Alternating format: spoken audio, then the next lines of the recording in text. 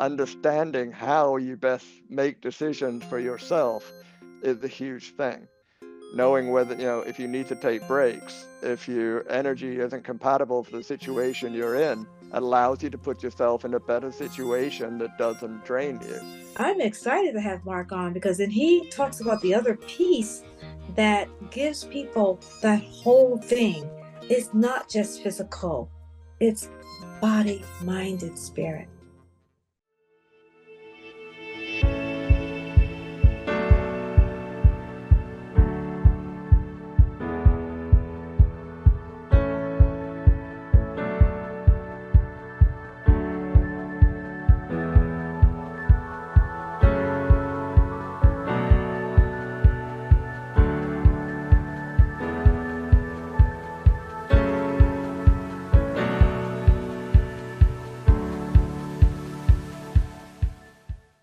Hello, everyone. This is Siobhan Shaw, and you have reached Feel Good, Share Good, the home of real talk.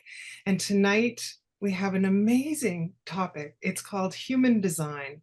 It's something I'd never heard of, but we're going to find out about how you can be yourself. So this is going to be a comprehensive guide to being yourself. And tonight's guest is a very good friend of mine from a decade or more friendship, and his name is Mark Semple. You've seen him on a previous show as a co-host, and you can find him at rekindlingintimacy.com. Mark Semple, you are not only a coach and an energy healer, but you are a human design reader. Tell the audience a little bit about yourself, and then let's get going. As I've been involved in coaching for quite a while, and you guys refer to me as the coach. Yes. And I was doing an energy healing course myself a little while back, and part of the program was a human design reading. And I'd heard about it myself, and I never really actually looked into it. And I had a reading done myself, and it absolutely blew me away. There was some things I thought I was like pretty settled in my life. There was others that weren't quite there. They were feeling a little bit funky. My life wasn't bad per se, but sometimes, you just don't feel like you're firing on all cylinders. Something's just not quite right. You just don't know what it is. And when I had my human design reading done and I learned about what my type is, my modality, my strategy, my authority, it really totally shifted my perspective, and it completely opened up the way that I started going about every single thing. And I want to qualify something here as well, that although I'm a proponent of human design, there is no one single quick fix for anything. Okay, as we have Dr. Roni, and about the naturopathy and the gut health and all of this stuff. If your nutrition is off, not much else matters. If you're not sleeping well, not much else matters. So it doesn't matter what you read, what courses you take. I mean, I'd love to sell coaching to you, but if you're not taking care of yourself on a fundamental level, nothing's really going to make that much of a difference. What exactly is the human design system, and how does it differ from some of those other personality or self-awareness tools like astrology or the Myers-Briggs personality So system? human design is a wonderful system that helps you understand your energetic blueprint and how you manage energy and how you best show up and interact in this world. It's based upon astrology, the I Ching, the chakra system, quantum physics, and it does take your date, time, place of birth, just like astrology, and it generates this body graph chart and provides additional information, which I'll share in just a minute. So although it does have some similarity, astrology, and I'm not an astrologer, so please forgive me if I misrepresent anything, but it gives you a great understanding of how you are in like alignment with like the planets and a sense of direction and what's right for you and times of like, the year, the month, etc., that are more favorable for you. Myers-Briggs, again, I'm not a super expert, but I do understand the gist. It's basically like several different characteristic types. And then it helps you understand how that characteristic does perform, how they do interact, and then from that understanding allows you to have awareness of, like, what situations you're in, whether or not you're actually in alignment with the people you're around, etc. But what I love about human design is it takes it more down to a personal level, and it really helps you understand your capacity, your energetic signature, what lights you up, what motivates you, what can actually be a negative for you. So it allows you to basically position yourself to be in the best possible energetic space in the moment, and to choose things and use your energy in ways that are like truly fulfilling for you. Because ultimately, I mean, fulfillment is the word for me for life. Basically, my life needs to be fulfilling, and I want to feel fulfilled in each moment. And what do I need to do that? Again, there are the basics of taking care of myself, but then there's also having this awareness of being in situations that kill my soul, that suppress my energy, that don't allow my creativity. And so this is where human design really, really comes into it for me, is it helps to give me that understanding. And I mentioned about how it actually changed my life. A little bit of a background for me. I've been in IT in the corporate world for over 40 years.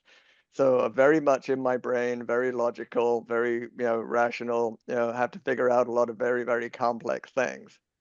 And while I am actually good at that, that is not my best way to actually make my decisions. So it turns out, as Gillian shared in her design, my authority is emotional. So this is going to sound really strange for a man, but the best way that I make my decisions is emotional. And it's really odd for me too, because I have got to get out of my head and stop trying to think things through and really try and pay attention to how I feel emotionally about things. So it's good to have this awareness, but if you're used to doing something for like 50 years, then making a shift can take a little bit of time. So it's important to know, once you actually get your design, it gives you like a blueprint. It's like an energetic snapshot. You may not feel like you're in alignment with it, but there will be a certain period of deconditioning to help you to live into it. But again, it's very, very important to know, if you start optimizing how you show up energetically, just like say you've been eating junk food for a long time and then you decide to start eating clean.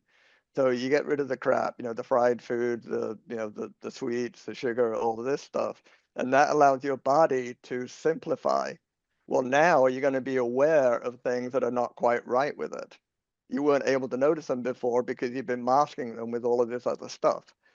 So going onto a clean diet doesn't fix everything for you, but it does position you to enable you to go to the next level of healing.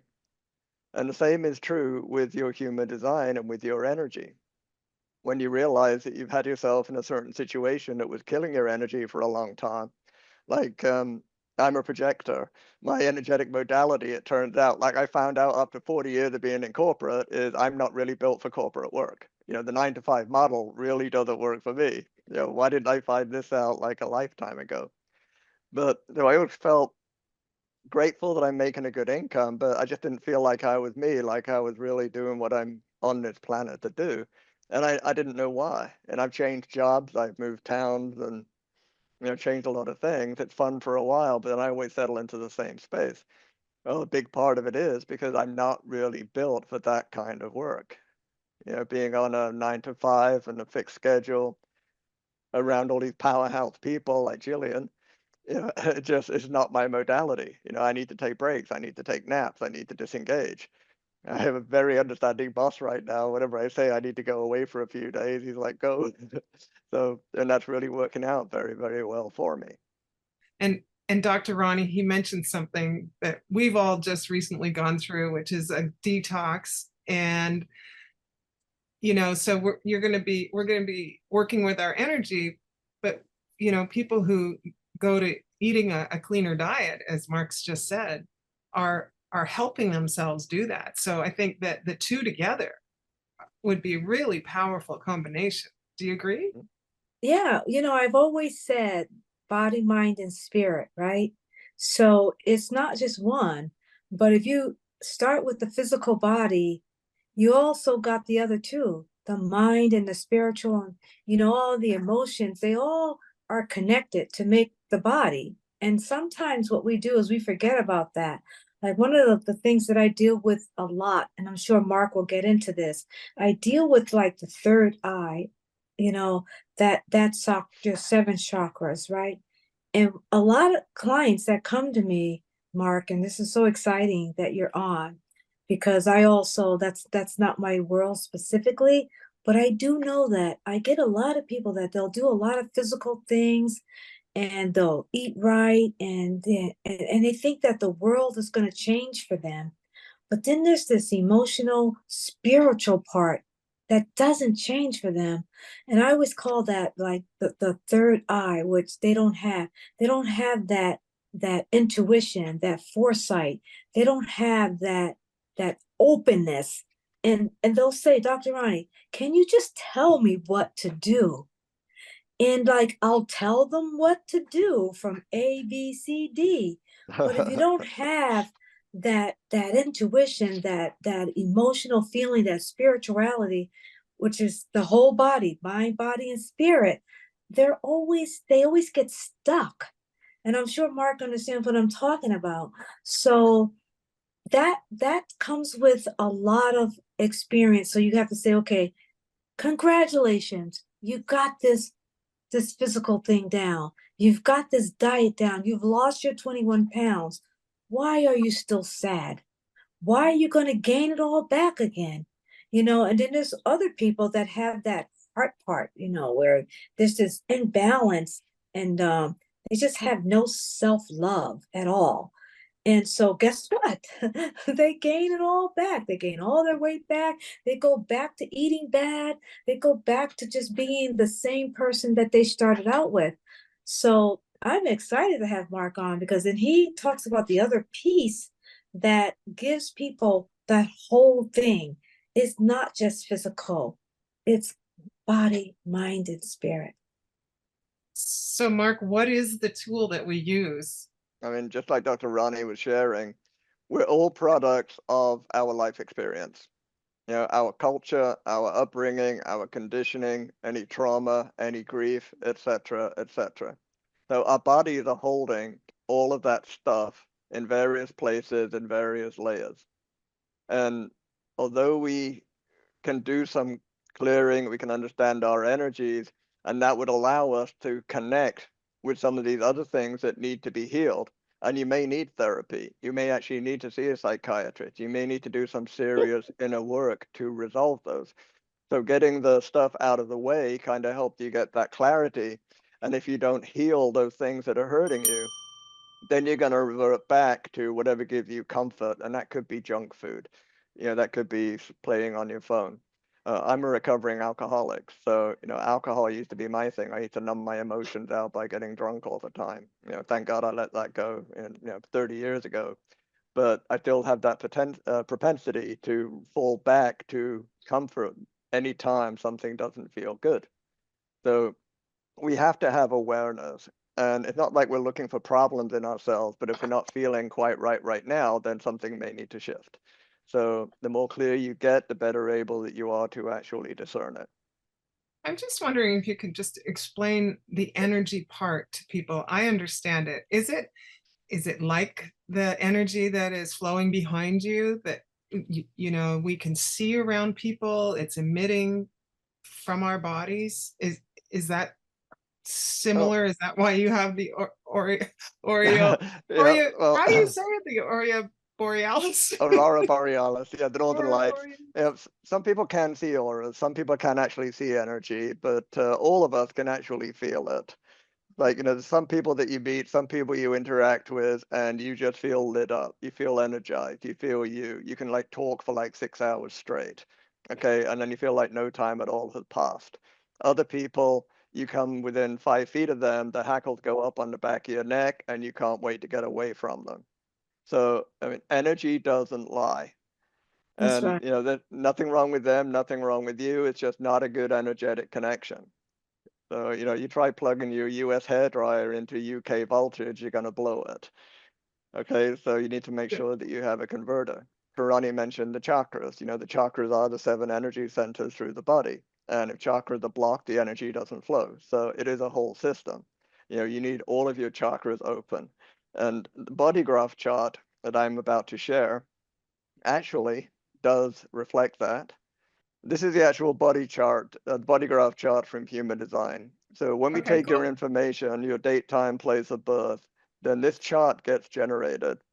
The column on the right in black, this is at the time of your birth, and anything in black in your chart is conscious.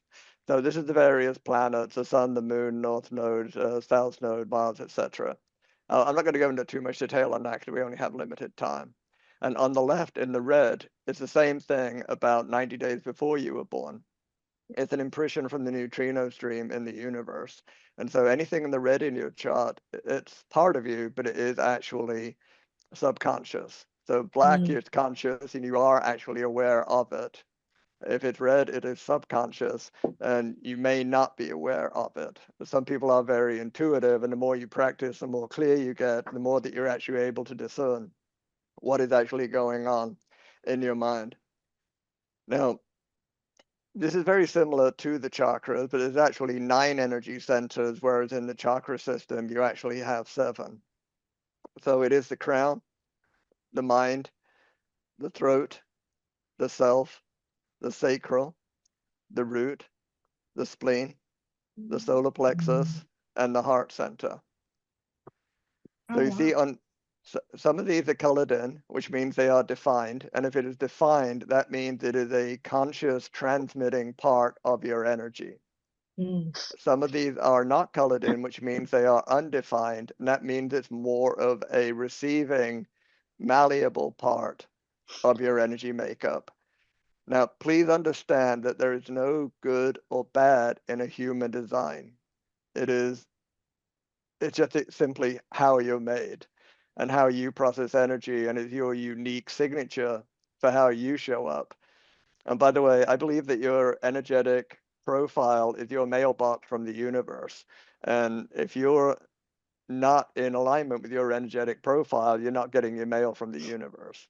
So the more Mm. you align with who you truly are, the better able you are to receive what is actually meant for you, because you're actually setting yourself up to flow in the way that is best for you, that allows you not just to give, but also to receive in the highest possible way. So are you saying that our lives could be easier than they have been if we understood this and we were Absolutely. tuned in or aligned to this Absolutely. flow? Yes, absolutely. Oh, So see, there's 5 major types. Okay, there is a reflector, a projector, a generator. Gillian is the generator. There's a manifesting generator, and there's a manifester. And each of those have like completely different characteristics. Now, me as a projector, my strategy for going through life is to wait for the invitation. Okay, so instead Mhm. of me trying to make things happen, instead of me trying to put myself in situations and places, I just do my thing, and then the invitations are going to come to me. so you're not fighting it.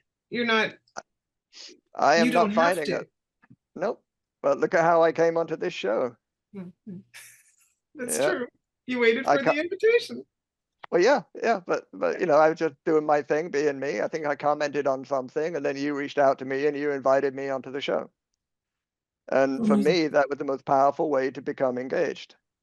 See, if I waited for, if I was trying to make it happen, if I'm bugging you, like, hey, Siobhan, put me in, put me in, put me in, and if you said, okay, sure, it wouldn't have been the best way to go about doing it.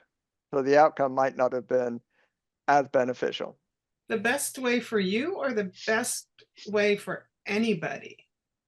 Well, everybody has their own type. Okay. Some people are go-getters. It is their optimal strategy to be at the forefront. Like manifestors, they're here to like really make things happen.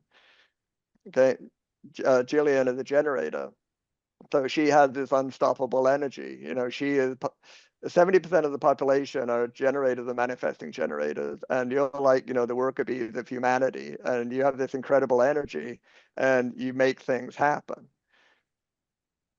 Okay, but it's very important that you use this incredible energy for things that actually light you up.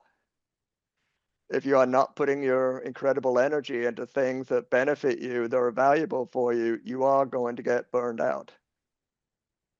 And every human design has a what they call a not self theme. And Gillian of the generator, hers is frustration. Well, and if you're starting to feel that, now you know this, that's an indication that you are a little bit out of alignment with your design. And maybe you're not putting your energy where it should be. And every type has a strategy. Like I said, mine was to wait for the invitation. As a generator, Gillian's is to wait to respond. So you're basically in this dance with life. Again, you're not trying to force things to happen, but life is going to present things to you, and then you're going to respond to it. To Mark's point, you were saying that as my as a generator, and when I get frustrated is when I see in front of me potential, or I may have a roadmap that I'm working towards, and if something's not progressing in the direction that I know just from my foresight or my vision could be a strong outcome, I do get frustrated when there's some roadblocks in place. So he's right on the money when it comes to that. So basically, let it go, let it happen, and then something will happen that you need to respond to. Yes. Yes. So that takes a little pressure off, because now it's not up to you to make it happen or get it back on track or whatever. While we're kind of going on this theme, we're kind of like free flowing here, and every type also has an authority. But the authority is not fixed to the type the way that the strategy is. There's several different authorities. Now, Gillian has same authority as me, which is actually emotional. So when we say about she needs to respond to things, she gets to choose whether to respond to it and how to respond to it. So that gets you into some decision making. And the way that we make the best decisions is to listen to authority, and which in this case is the emotions. So really the opportunity here, and it's hard to do if you're frustrated already, it's a step back and just try and tune into your emotions and listen to how you actually really feel emotionally about whatever's going on. And if it doesn't feel good emotionally, then let it go. It's not the right thing or the right time. Right back to, if it doesn't feel good, I don't want to move ahead. So that's basically what I'm consciously, ironically, more consciously trying to do this year, is focus on what I know ultimately feels good for my heart. And if it's not, if I don't show up in that premise, if it doesn't feel good, then I won't necessarily move forward. Okay, so I'm just consciously doing that. And sometimes I take a break to think about it. Like sometimes I may have to go on, take quiet time. Like, you were mentioning, you like to go off, and my team is now getting to the position where they know I mean, if I disappear or something, it's because I've asked permission to disappear, because I need to rethink about something, to strategize for myself. Right. So that sometimes happens. Sometimes it's forced upon me because, circumstances happen, but then there are chosen moments where I need to take a break to think things through, to make sure that at the outcome is best, not only for myself, but those that I'm thinking of supporting. Like I want to help the bigger picture. So, I work with Dr. Roni, I work with, Siobhan, I work for, I have other people that I'm supporting, but I want to try to make sure that I'm doing ultimately the right thing for me as well.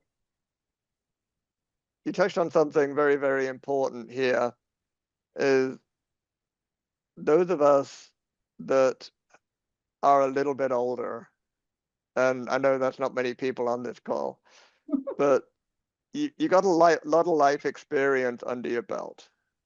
So after a certain point in life, you do have a pretty good idea of who you are and what works for you, what you don't like, etc. And so you are in a pretty good space to make good choices for yourself. So it'd be wonderful if we could actually have this system earlier in our lives, before we did all this reckless teenage trial and error stuff that, caused us some things that we needed to unravel and unpack as we got to be a little bit older. But still, even though we do have some maturity in our lives, there could still be something that's eluding us, something that we don't feel good about.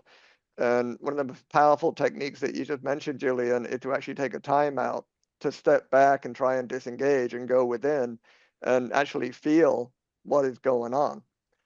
But you see, you actually have a defined mind and a defined crown. And what that means is they do not shut down. Your mind, your brain is like completely running constantly, full on.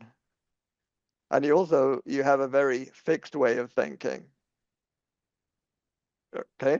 They're very, I don't want, I don't want to say rigid, but you have a certain way of thinking and processing things. And that is distinct to you, and it actually works very well to you.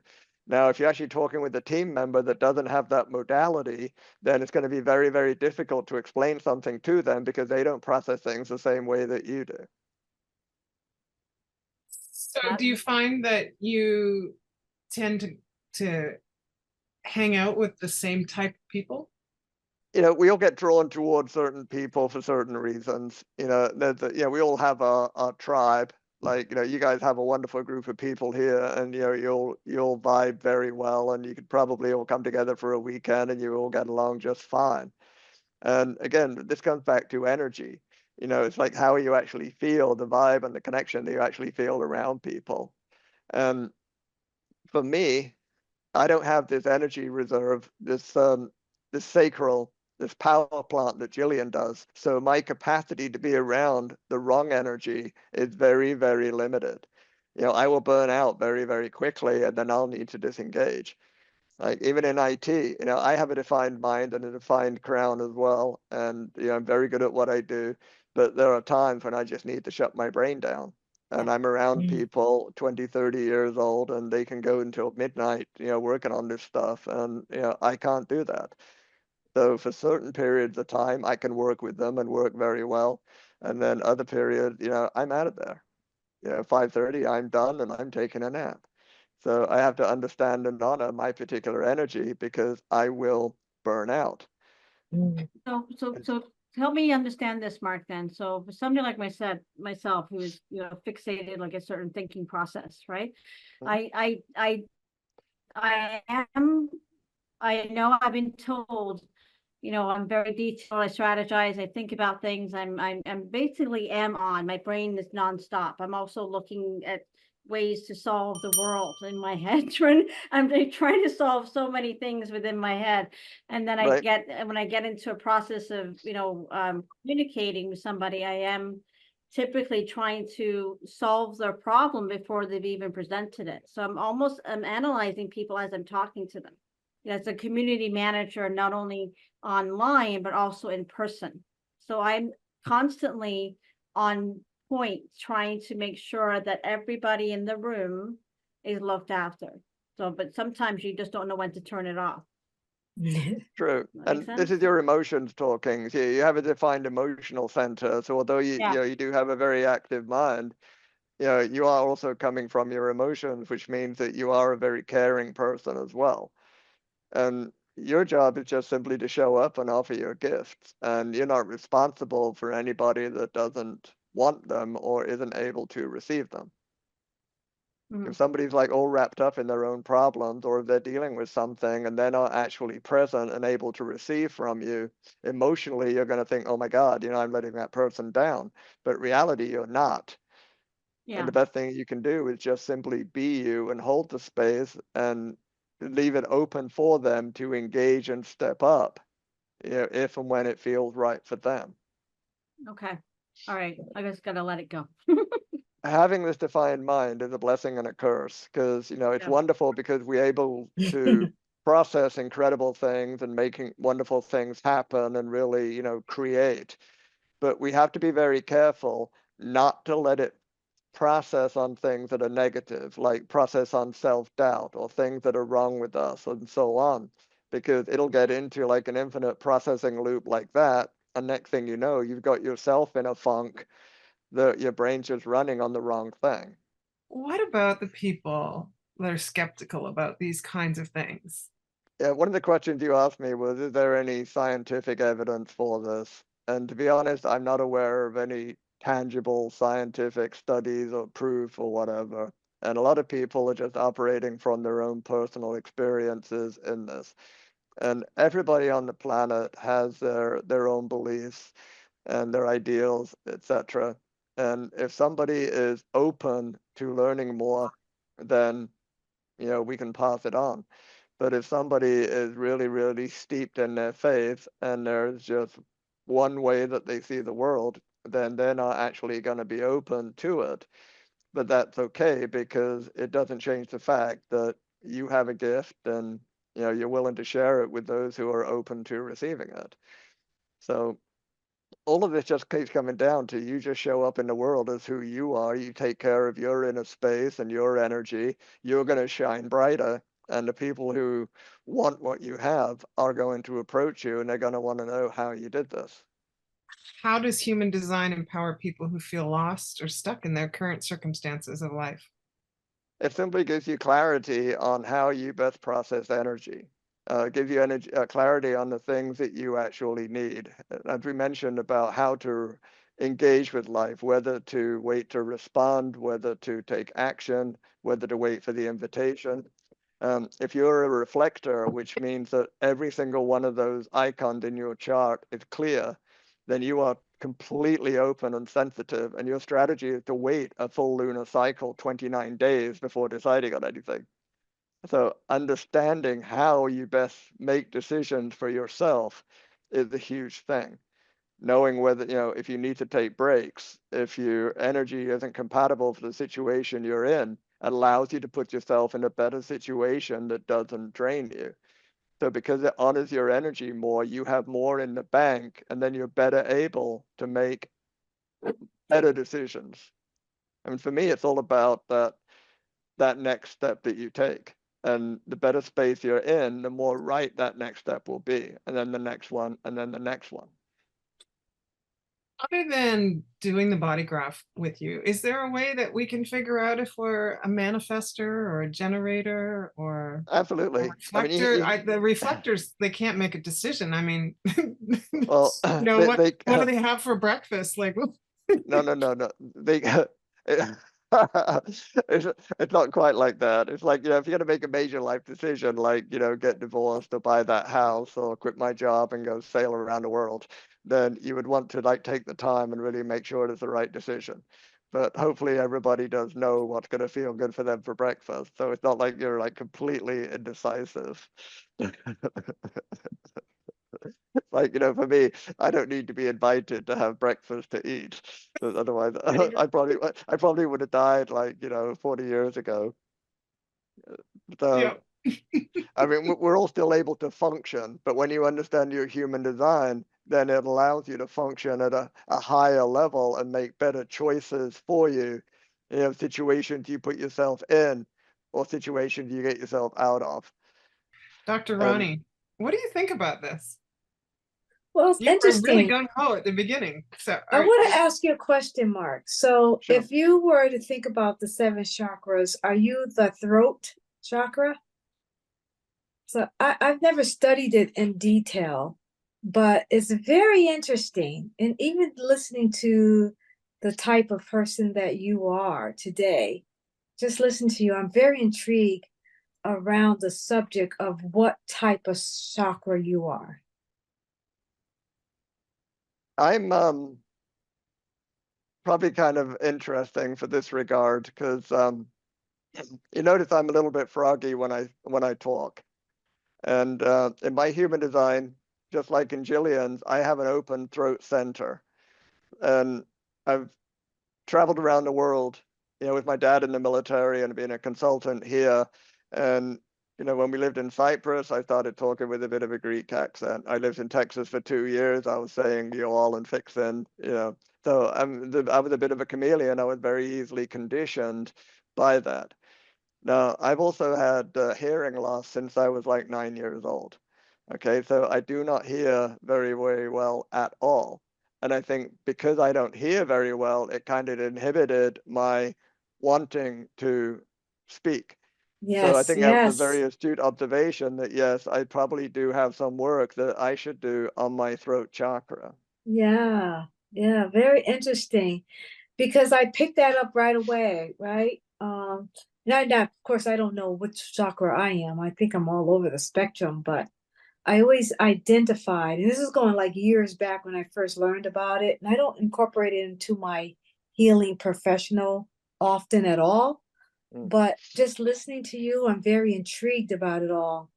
And I feel like if I just think about the third eye kind of a person, right? That person that's always very intuitive and they see things, and like I can do an assessment on someone and pretty much know exactly before I do the assessment what the diagnosis was. So I always had that third eye. But when I go down, when I think about all the other chakras, I always feel like down, way down. I'm not sure which one it is, the solar. I'm not sure, but I always had that self-esteem problem too, being raised where how I was raised, right? We were raised in an environment where you're to be, you're not to be heard but seen, right? So I grew up like that, like, oh, I can't speak, people can't hear me, but I have to look nice because I have to go to church and we have to wear dresses and we have to be beautiful.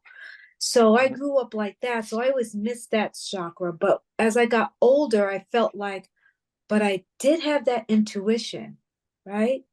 So I developed that because I knew I had that, but I missed some other ones down the way. And if I was a therapist, in your field that you're in, I will always try to figure out where people are, how they were raised, did they have trauma, and why they are the way they are, and so that I could just go zero in on that. But I'm not a psych emotional therapist. I'm a chronic illness Right. detox specialist. But it all, like I said earlier, it all plays a part. We're not just this or that. We're everything. We're a whole body. Whole body Absolutely. means everything. But how do we share that with, say, our children, our nieces, our nephews? They want to learn about this, but it's not part of their everyday. Their parents haven't known about it. This Right. is, this is new to me. It must be new to a lot of people. Interesting point that you just brought up. When the human design system was first introduced, it was intended as a gift to humanity for parents to help better understand their children. Right. Okay, because anybody with kids know if you have 2 or 3 children, they are not identical. One might be happy as a clam sitting there reading books all day and coloring, and the other one wants to go burn something down. Okay, so you can't treat them both the same. They have different modalities, different energy signatures. One needs to take frequent naps, the other one will keep you up until 4 in the morning. But having that understanding would allow you to parent them most effectively by honoring their unique differences. That's Do you right. think that would, and Dr. Roni, this is for you as well. Do you guys think that would stop some of the poor behaviors that as children we exhibit, and then we bring that into our adult life? Yeah, I think so. I think we understanding who they are at the root level, that's another chakra, I'm sure. A lot of times what happens is when kids are born in a situation where they grow up in trauma, right? They grow up where they don't know when they're going to get their next meal. They don't know, they're being emotionally abused all the time. They lose that root. They lose that foundation. They lose the safety and the security, and they become very imbalanced people throughout life. They become very scattered throughout life. You see what I'm saying? And so it would take a therapist, like he would be able to bring that person back to stability by practicing what he practiced. And it's a real practice. And that's not my practice, that's his practice, Mark's practice.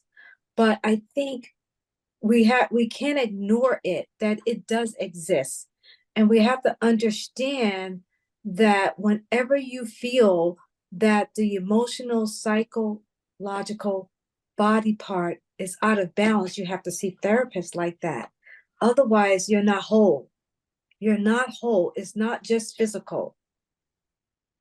And unfortunately, in this modern society, when children start having issues, the first thing they do is slap them on Ritalin or some other kind of behavior modifying drugs.